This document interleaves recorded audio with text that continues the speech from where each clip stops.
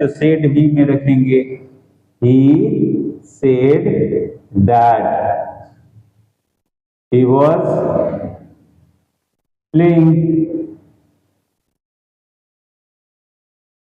यहां क्योंकि ऑब्जेक्ट था इसलिए हमने टोल्ड में इसे चेंज कर दिया, और यहां ऑब्जेक्ट नहीं है इसके बाद इसलिए सेड में ही रहने दिया, चेंज नहीं किया। ये तो बात है असर्टिव सेंटेंस की। अब हम बात करने वाले हैं इंटेरोगेटिव सेंटेंस।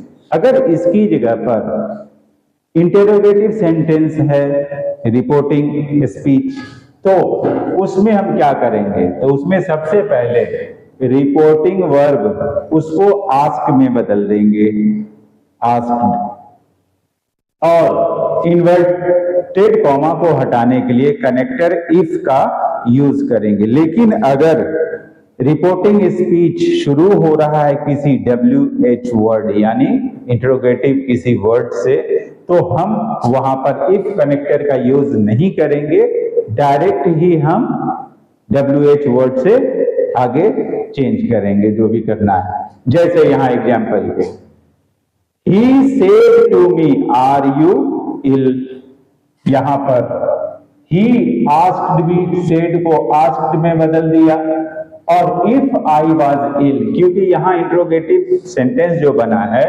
वो आर हेल्पिंग वर्ब का यूज करके बनाया गया है, इसलिए यहां पर इफ कनेक्टर का यूज हमने किया है। लेकिन अगर इसी जगह पर हेल्पिंग वर्ब का यूज न करके कोई इंट्रोगेटिव वर्ड्स का यूज किया जाए, तब वहां पर इफ कनेक्टर नहीं होगा। जैसे he said to me what are you doing, यहां WH वर्ड का यूज हुआ है what का, तो ऐसे में he asked me what I was doing, यहां पर if कनेक्टर का यूज नहीं होगा। ये चीज हमें याद रखना है इंट्रोगेटिव सेंटेंस से रिलेटेड। अब इससे आगे बढ़ते हैं और हम जाते हैं इंपैरेटिव सेंटेंस पे। हम सब जानते हैं इंपैरेटिव सेंटेंस क्या होते हैं। इंपैरेटिव सेंटेंस वो होते हैं जिनमें ऑर्डर कमांड की बात हो, किसी तरह के रिक्वेस्ट की बात हो, या कोई एडवाइस की बात हो, तो हम उसी के हिसाब से इनके रिपोर्टिंग वर्ब के कोटेशन को भी चेंज करते हैं, और इसमें इन्वर्टेड कॉमा को रिमूव करने के लिए कनेक्टर टू का यूज किया जाता है।